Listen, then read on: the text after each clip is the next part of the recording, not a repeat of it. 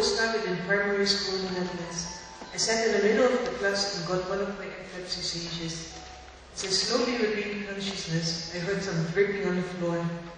I looked down and I awkwardly noticed that I urinated during my seizure, and that the whole class was silently staring at me.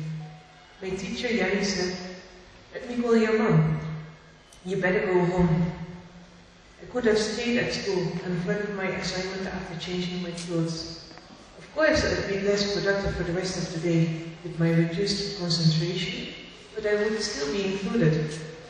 It was my teacher who didn't know how to guide me to live an active life like my fellow pupils. And then, 20 years later, seizure-free thanks to a brain surgery, I had come to Kenya for internship to practice my skills as a youth worker. Coincidentally, I had the privilege to meet Mercy in Kitui. The head teacher instructed Mercy to stay away from school because of her epilepsy seizures. Even in her church, they told her to stay away. In her absence, they prayed for her healing. However, the prayers hadn't had any results. She kept on having fits.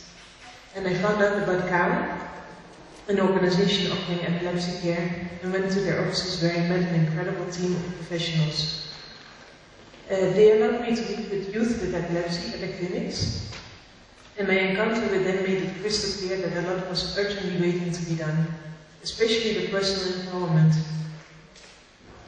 Although my self-esteem was still a bit shaky, my interaction with the youth with epilepsy instilled an unbreakable drive to unite efforts to push for a positive change in their lives.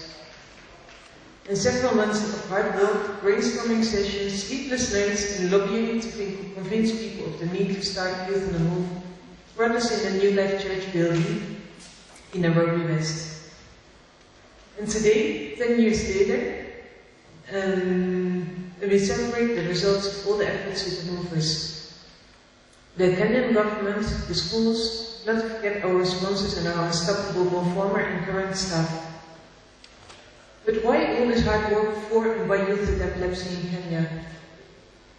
Well, if you know how it feels to have a seizure, and once you hear of the small number of people with epilepsy making use of the conventional treatment, then there's nothing to question. Then it's something you feel obliged to do.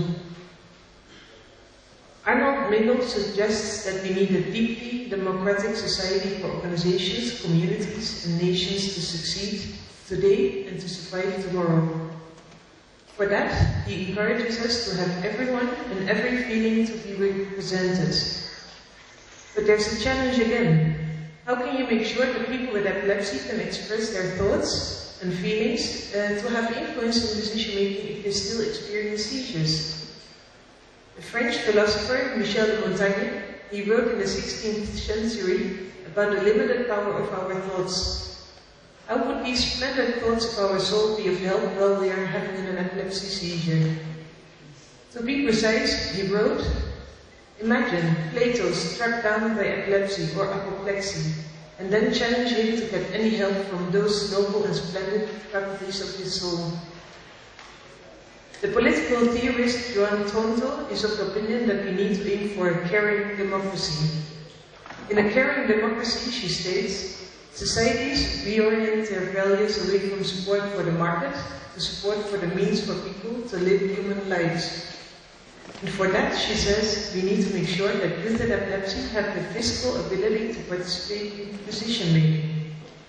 Because how will the youth with epilepsy be able to attend Youth on the Move's trainings if they are hindered due to their seizures? Mindel, Toronto, and Montaigne say something fundamental. We must make sure that people with epilepsy can participate in discussions and decision making. And for that, they firstly need access to care for them to be able to express themselves and for them to be in a position to equally participate in the community. The responsibility lies in the hands of the government. Corporates like pharmaceutical companies, the family, the neighbors, the teachers, and of course the people with epilepsy themselves. Youth on the Move has taken up the duty to strengthen the partnership between them. Together they improve access to care and their opportunities to be serious members of society that have equal opportunities to live human lives with dignity. And Mindel's hip democracy and Toronto's caring democracy make us realize that we need to be sensitive for people's thoughts and feelings, and we need to take them very seriously. And that's what Youth on the Move aims for. The movers call their training room the Movers' Paradise, the place where they can take off their mask, indeed share both their thoughts and feelings to get to know one another at a deeper level. They become who they truly are and utilize their talents to overcome the challenges in their life. They are the people with a voice that deserve attention and influence in decision-making. We kicked off Youth on the Move to contribute in ending the dependency they encountered because of their seizures. We wanted them to become independent movers who can stand on their own feet.